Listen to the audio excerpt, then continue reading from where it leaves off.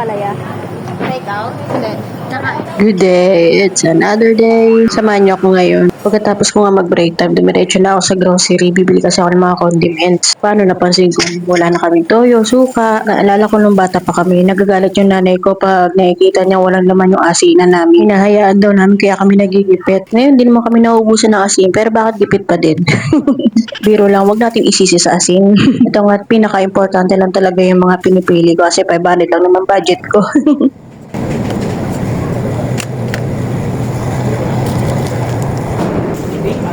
Maraming salamat.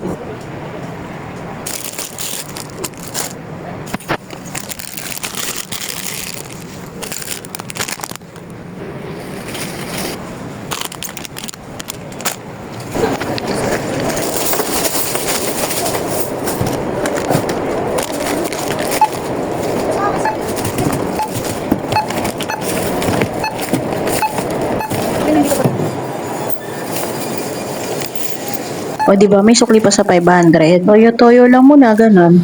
Biro lang. May malapit na palengke sa amin kaya mas makakamura kami kapag doon kami bibili kasi mga tingi-tingi pwede. Eto nga't nakauwi na ako. Oh shit, mag-aasikaso pa ng panghapunan. Salamat sa pagsama sa akin.